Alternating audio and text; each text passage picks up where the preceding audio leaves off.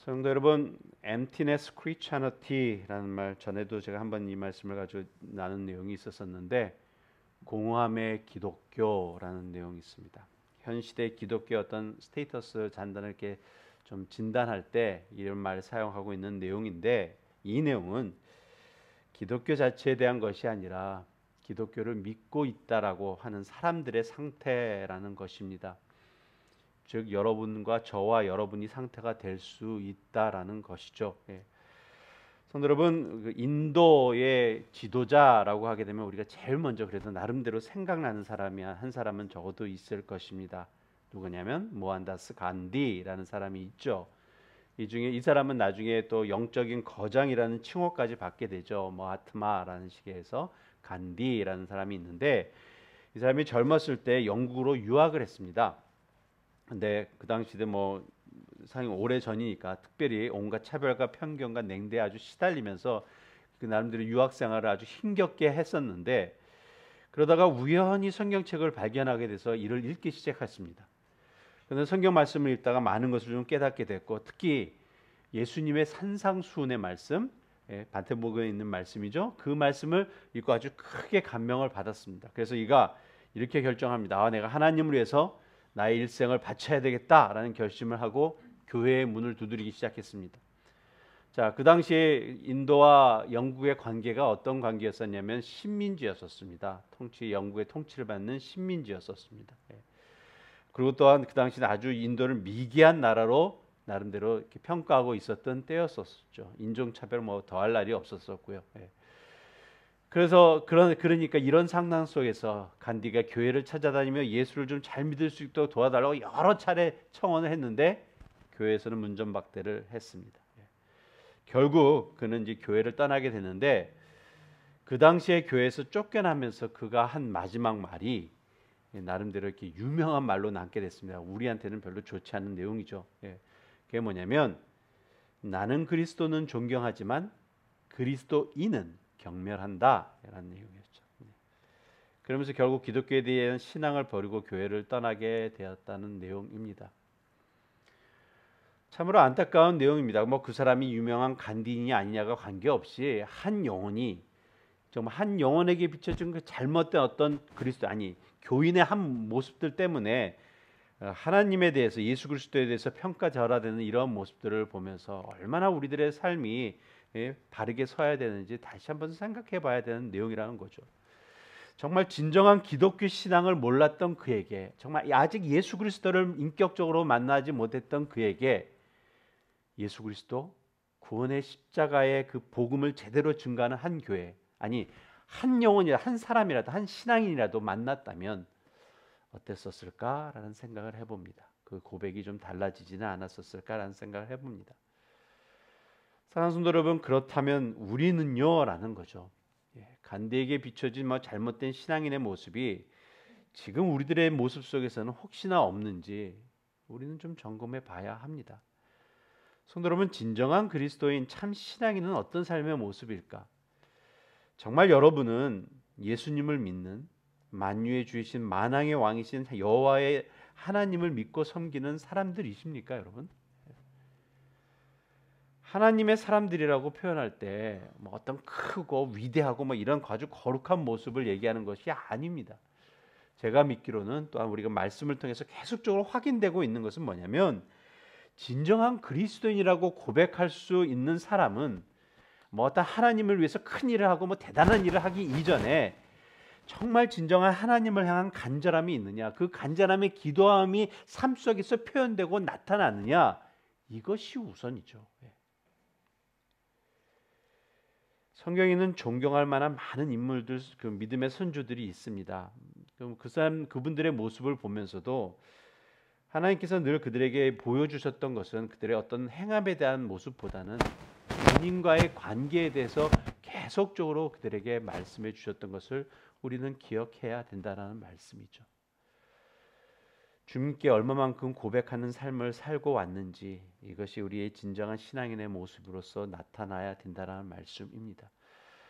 성도 여러분, 그 진정한 신앙인만이 할 수 있는 또한 하여야 하는 그 간절한 삶의 고백의 모습이 오늘 본문의 말씀에서 또한 증거되고 있습니다. 우리 시편 80편 말씀 3절 말씀 다시 한번 좀 볼까요? 다시 시작. 하나님이여 우리를 돌이키시고 주의 얼굴빛을 비추사 우리가 구원을 얻게 하소서. 제가 이 말씀을 오늘의 말씀의 주제로 삼았습니다.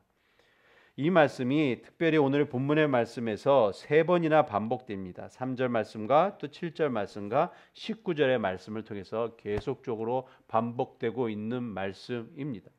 자, 이 말씀을 통해서 우리 또한 정말 진정한 신앙인에 대해서 다시 한번 좀 마음을 정돈하고 새롭게 하여서 정말 말씀이 우리들의 삶 속에서 진정으로 고백되어지는 그런 복된 시간이 되시기를 예수 그리스도 이름으로 축원합니다. 자, 말씀 보겠습니다. 말씀의 배경이 이러합니다. 이 시편 말씀은 고난당하고 있는 이스라엘을 만군의 하나님께 회복시켜 달라고 간절히 간구하고 있는 기도 청원이고 탄원의 기도에 대한 내용입니다. 이 역사적인 배경을 보게 되면 이 말씀에서 보듯이 에브라임, 베냐민, 므낫세 이런 인물들의 이런 이름들이 등장하는 것을 봤었을 때 이 북이스라엘의 패망하는 그 시점에서 아니면 지나고 난 후에 그 한 내용이 아니었었을까라는 생각을 합니다. 북이스라엘이 멸망한 시기가 BC 722년의 경이었었습니다. 아수르라는 나라를 통해서 멸망하게 되는데 그 상황에 대해서 북이스라엘이 정말 풍성한 그런 포도나무였었는데 뱀을 당하는 그런 같은 아주 처참한 모습으로 변경되는 그 운명에 대해서 보면서 만군의 하나님이신 앞에 간절히 기도하는 내용이 오늘의 본문의 내용입니다. 자, 이 상황을 생각하면서 우리가 좀 말씀을 나누기를 원합니다. 3절 말씀 제가 다시 한번 읽겠습니다. 그 상황 속에서 하나님이여 우리를 돌이키시고 주의 얼굴빛을 비추사 우리가 구원을 얻게 하소서라고 얘기합니다.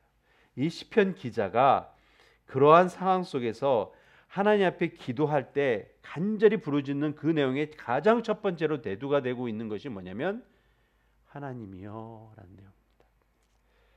주님의 이름을 선포하고 있습니다.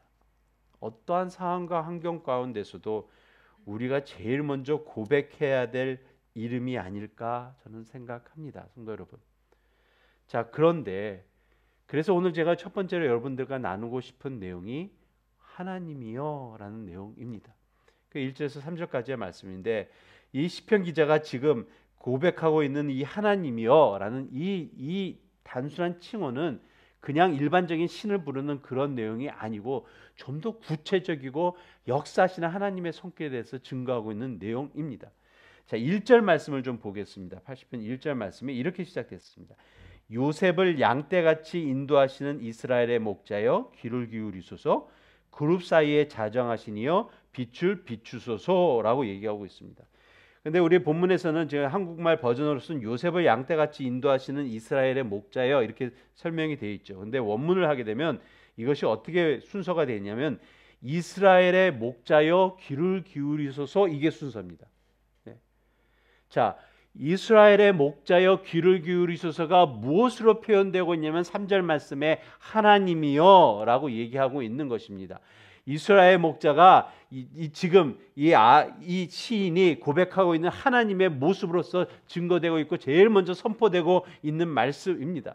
성도 여러분, 목자라는 단어를 하게 되면 우리가 자동적으로 떠올릴 수 있는 것이 있습니다. 뭐죠? 인도자입니다. 그렇지 않습니까?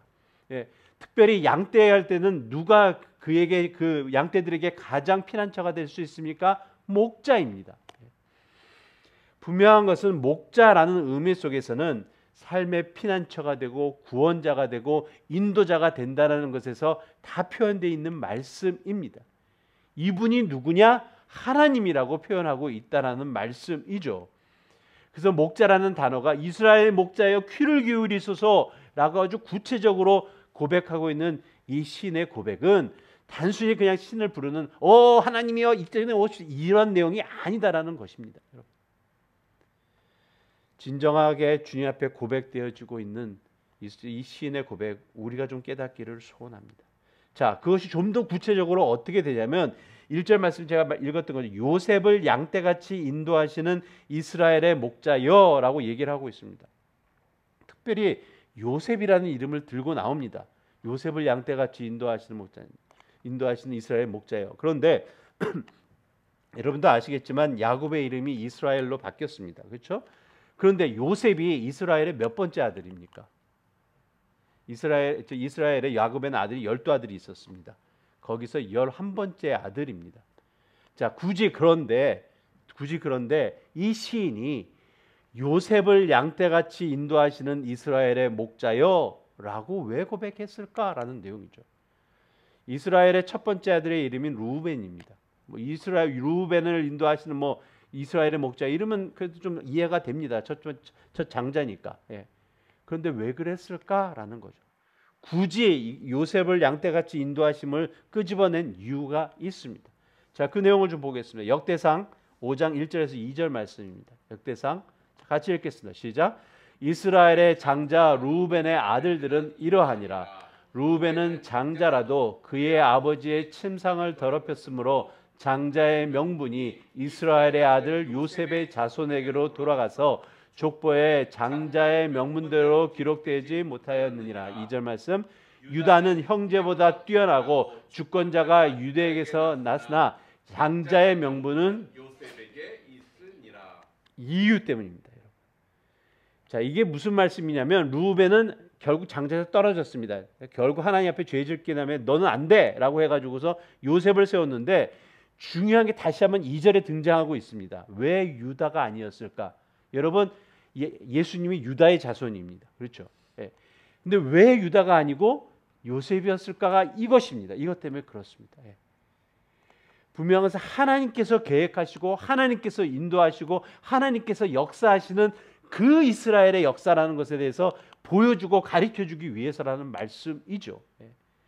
그래서 이스라엘의 목자여라고 부르는 것이 요셉의 양떼를 이끄는 이스라엘의 목자여라고 하는 부름이 단순히 신의 이름을 부르는 것이 아니라 우리들의 삶 속에 이스라엘 역사 속에 아주 친밀하게 세밀하게 역사하시는 하나님의 손길에 대해서 불러주고 가르쳐주고 선포하는 내용이라는 말씀입니다. 이것이 시인이 우리들에게 가르쳐주고 있는 것이죠. 성도 여러분, 무슨 말씀이냐면 기독교 신앙은 그저 머릿속에만 남아있는 어떤 철학적인 종교 신앙이 아니다라는 것입니다. 혹시 여러분 생각 속에 아직까지 이러한 생각으로 기독교를 생각하고 믿고 있다면 어수선히 그 생각에서 벗어나기를 예수 그리스도를 축원합니다. 왜냐하면 그런 생각의 믿음을 갖고 있는 사람이라면 제가 선포할 수 있는 것은 뭐냐면 결코 진정한 그리스도인이 아니다라는 거죠. 그냥 철학자의 모습이겠죠. 좋은 도덕자의 모습일 수 있지만 그리스도인은 아니다라는 것입니다. 철학적인 종교 아마 모르겠습니다. 근데 간디가 생각하고 있었던 기독교 그 모습이 아니었을까라는 생각을 합니다. 왜냐하면 정말 하나님과 진정한 만남이 있었었나라는 거죠. 간디가. 예수 그리스도 우리 구세주인 그분과의 진정한 만남이 있었었나라는 생각을 해봅니다. 정말 그가 주님을 만났다라면, 정말 말씀을 통해서라도 정말 하나님을 만났다라면 예수 그리스도가 어떻게 죽으신지를 그가 깨달았을 텐데, 얼마나 우리가 주님 앞에서 낮아져야 되고 얼마나 우리가 겸손해야 되고 우리가 받는 고난과 핍박이 예수 그리스도의 그 고난과 핍박에 비할 수 없음에 대해서 깨닫지 않았었을까라는 생각을 해봅니다. 여러분은 깨닫습니까? 여러분 삶이 힘드십니까? 어렵습니까? 예수 그리스도의 고난과 핍박에 대해서 우리는 정말 생각하고 믿고 있고 그분이 우리의 죄 때문에 하셨다는 것에 대해서 선포하고 계십니까? 이것이 우리가 생각해야 될 내용이라는 말씀입니다. 사랑하는 성도 여러분, 오해하지 마시기 바랍니다. 이렇게 선포하는 것이 여러분을 정죄하려고 하는 것이 결코 아닙니다. 우리가 늘 생각해야 되는 것은 정말 어느 누구도 진정한 주님과의 온전한 만남이 있어야 됨에 대해서 깨달아 알아야 한다라는 것이죠. 그것 없이는 감히 내가 그리스도인이라고 고백할 수 없다라는 것입니다. 왜냐하면 우리의 하나님은 목자이십니다. 세밀히 인도하시고 통치하시는 분이시라는 말씀입니다. 그것이 좀 더 구체적으로 뭐라고 설명되어 있냐면 그룹 사이에 자장하시니여 빛을 비추소서라고 설명하고 있습니다.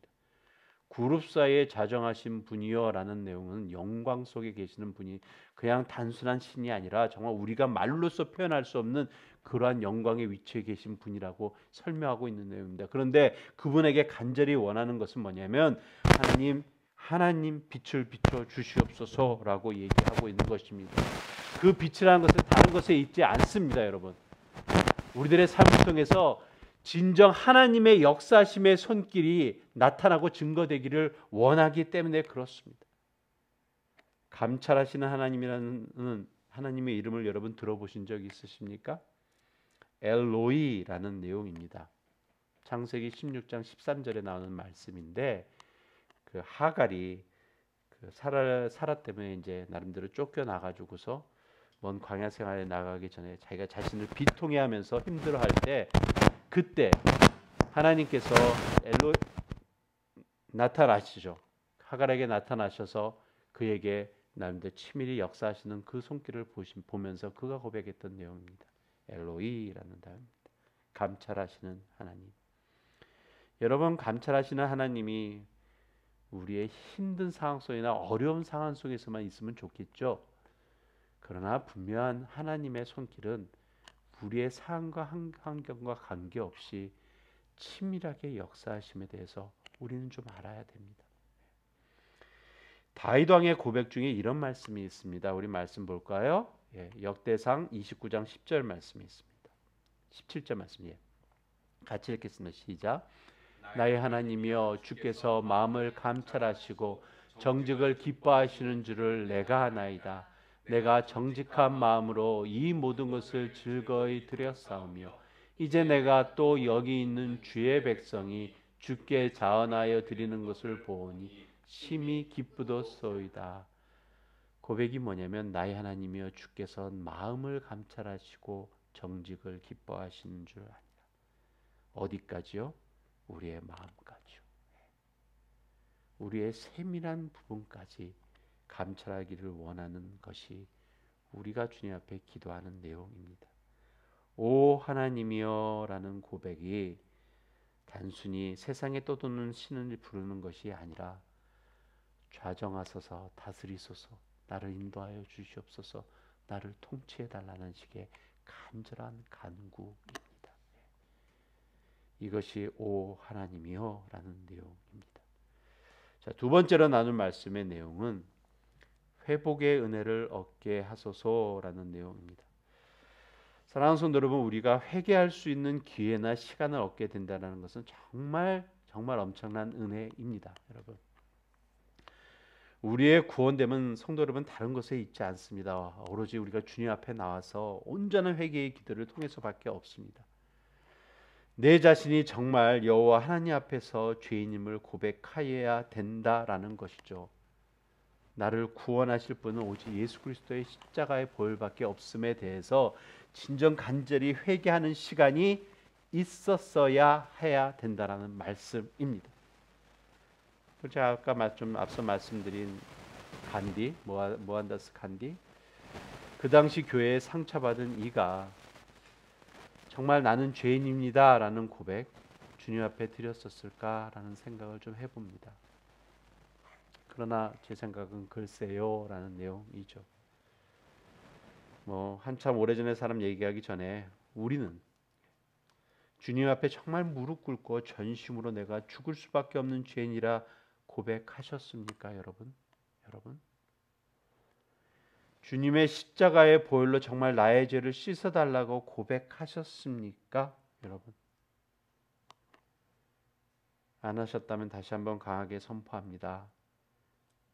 만약 이런 시간을 가진 적이 없다면 속히 주님께 고백하는 은혜의 시간 가지시기를 예수 그리스도의 이름으로 축원합니다. 우리가 살아오고 있고 오래된 교회 생활이 나의 신앙 경력으로 계산할 때가 아닙니다. 그럴 수 없습니다. 아무런 의미 없습니다. 신앙의 시작이 바름직한 것에부터 시작돼야 됩니다. 우리의 신앙의 시작은 전심으로 주님께 죄인됨을 고백함으로부터입니다.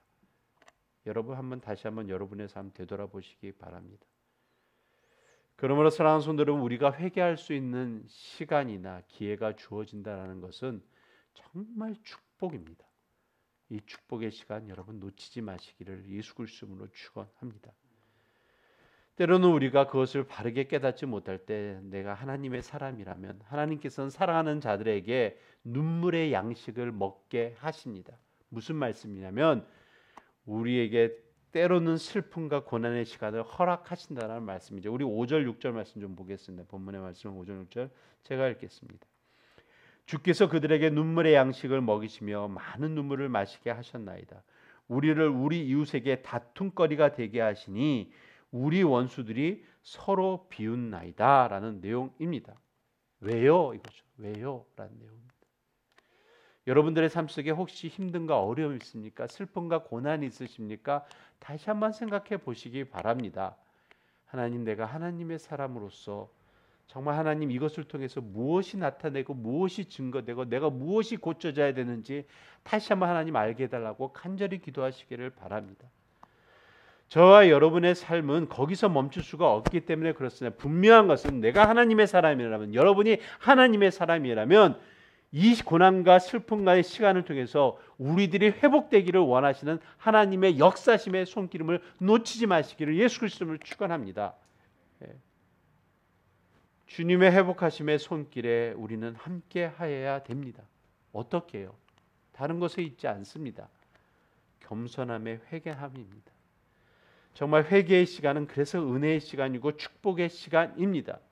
그 시편 기자의 고백, 그래서 우리를 돌이켜 달라고 고백하면서 주님의 은혜를 베풀어 달라고 고백하고 있는 것입니다. 이것이요. 사랑하는 성도 여러분, 우리가 해야 되는 것은 다시 한번 말씀드립니다. 주님 앞에서의 낮아짐입니다.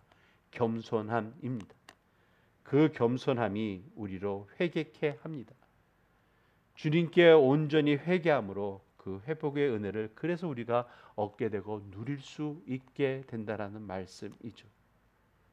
회개는 축복입니다. 여러분 탈무드라는 책 아시죠? 네. 탈무드라는 책은 크게 두 가지가 있는데 첫 번째가 바빌로니아 탈무드라는 거고 두 번째가 예루살렘 탈무드라는 것입니다. 네. 네, 바벨론 탈무드라고 얘기하는 것인데 그건 6세기 경쯤에 있어 편찬된 것이고 예루살렘 탈무드는 4세기 경쯤에 편찬된 것인데 일반적으로 유대교에서 가장 널리 사용하고 있는 것은 바벨론 탈무드라는 책입니다. 그 책의 내용 중에 이러한 내용이 있습니다. 제가 읽어드리겠습니다.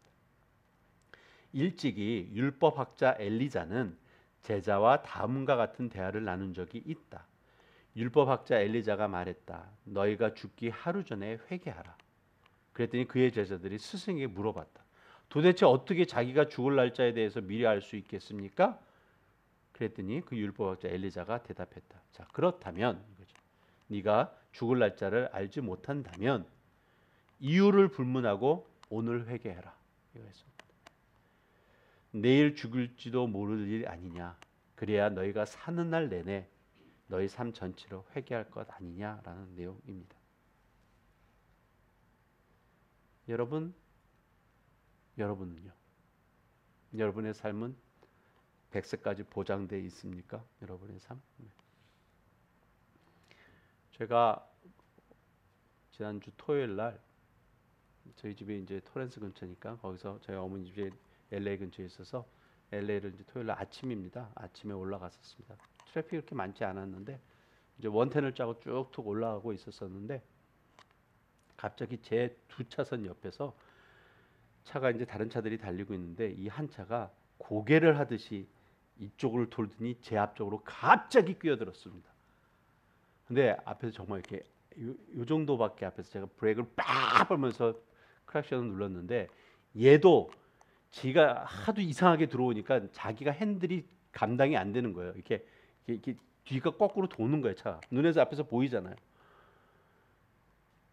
순간적으로 아주 훅 했었습니다. 야, 이래서 사고가 나는구나. 그러니까 내가 운전을 잘하고 못하고 관계없이 이 녀석이 왜 끼어들었는지 모릅니다. 이렇게 들어와서 들어온 것이죠. 그러더니 내가 크라시 누르니까 또 지도 놀래가지고서 있다가 또 도망가듯이 앞으로 또 나가더라고요. 제가 그것을 이제 지나고서 밤에 들어와서 다시 한번 말씀을 묵상하다 보니까 이 말씀에서 다시 한번 생각하게 됐었습니다. 그러니까 언제 죽을 줄 모르니? 그건 모르지 않습니까? 누가 언제 죽을 줄 모르는 일입니다. 그렇다면 나의 삶 속에 내가 주님 앞에 나아가기 전에 진정한 회개함의 모습 내가 가질 수 있을 때가 얼마나 축복인가 라는 생각을 다시 한번 해보게 됐습니다. 성도 여러분. 사랑하는 성도 여러분, 회복의 은혜를 누리시는 삶 사시기를 예수 그리스도로 축원합니다. 그 회복은 다른 것에 있지 않습니다. 우리 각자의 진정한 회개로 인함입니다. 그 은혜 여러분 누리시기를 바랍니다. 자, 세 번째로 나눌 말씀의 내용은 주의 얼굴빛을 비추사 구원을 얻게 하소서라는 7절의 말씀 속의 두 번째 내용입니다. 주의 얼굴빛을 비추사 구원을 얻게 하소서. 자, 시편 80편의 전체적인 내용은 제가 앞서서 말씀드렸듯이 공동체의 탄식입니다. 애통의 시라고 얘기할 수 있는 내용이죠.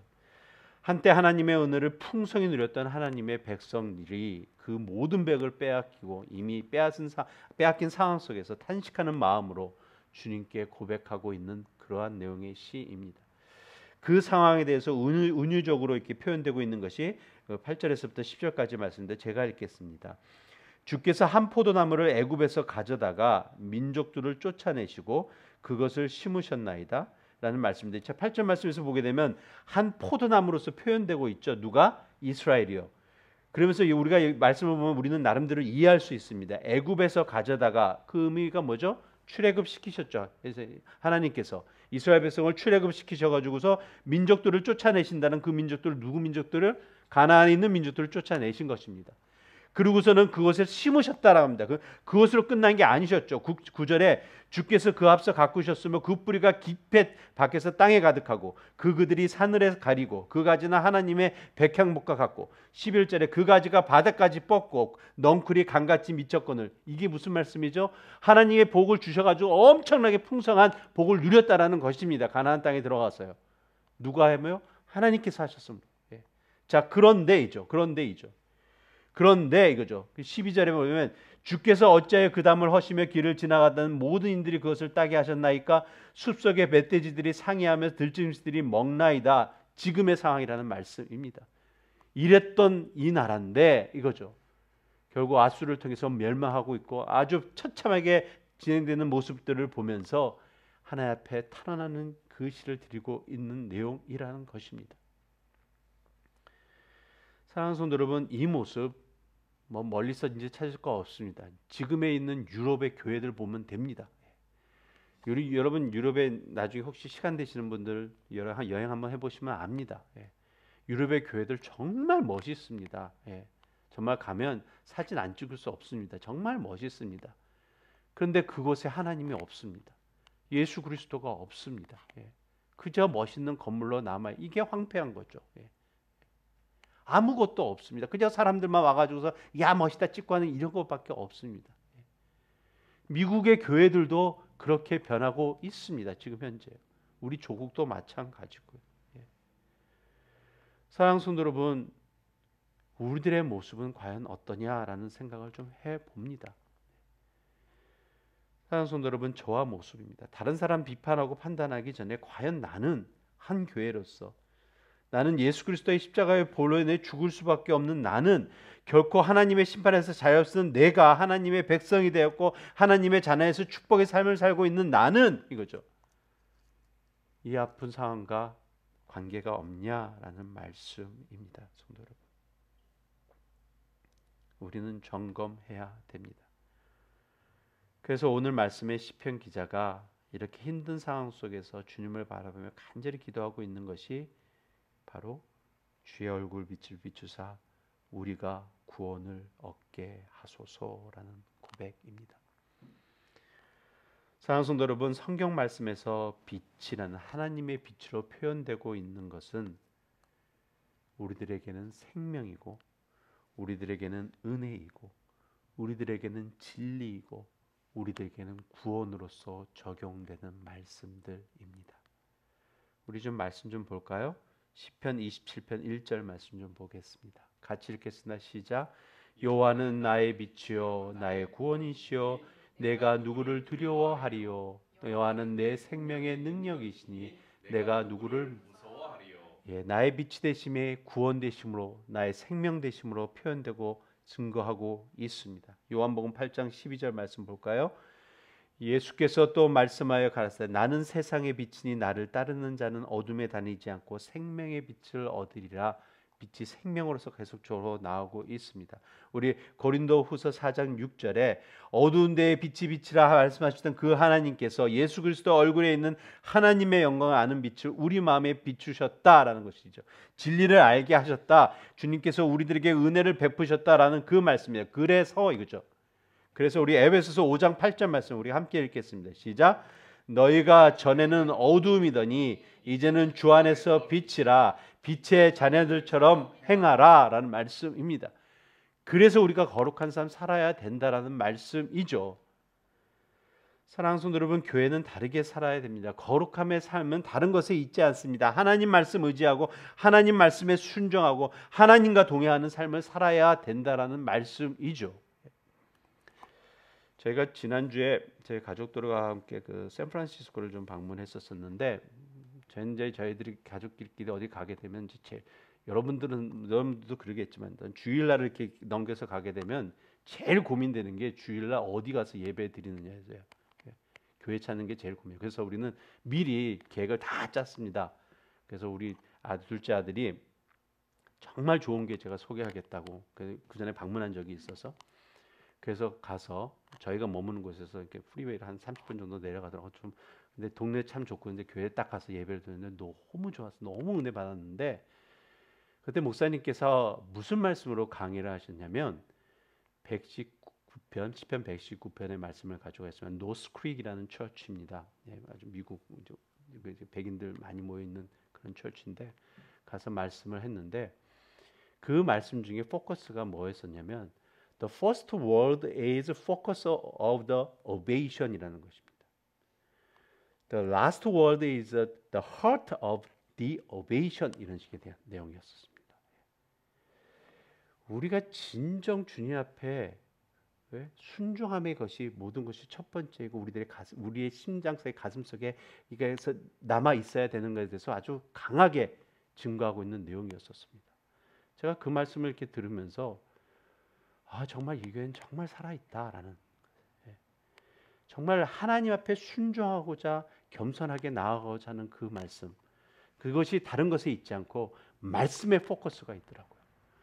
그 말씀에 순종하고 나가야 된다는 것에 증거하는 이 모습을 보면서 나름대로 상당히 은혜 받았고 또한 아직까지 미국 교회에 이런 교회들이 아직 많이 있었을 거라는 기대함을 가지고서 참 감사드렸습니다. 제가 왜 이 말씀을 드리냐면 여러분 UMC라는 교회 아시죠? UMC라는 것은 그룹이죠. United Methodist Church라고 해서 교회인데 감리교죠. 한 몇 개월 전이었었습니다. 신문에 아마 났고 막 방송에 막 났었습니다. 이 미국에 있는 그 교회 중에 목사님이 설교하시는데 갑자기 그쪽이 총회에서 나와가지고서 목사님 내려가게 막 만들고, 그래서 쫓겨나게 하고 막 이 사람 잘랐다고 설교하면 안 된다고 해서 또 교인들이 왜 당신들이 짠냐냐 막 이런 식의 그런 내용들이 나왔습니다. 이유가 뭐였었냐면 동성애 때문에였었습니다. 그 교회는 동성애를 반대하는 내용이었었고 하면 안 된다라는 것이었었고 그랬는데 그 협회에서는 자기네들은 이것을 억울해하니까 당신은 이 교회 쓸 수 없어 이러면서 쫓아냈습니다. 정말 슬픈 얘기였었습니다. 이것이 뭐 유튜브에도 나오고 막 그랬습니다, 여러분. 그래서 참 전 마음이 되게 아팠었습니다.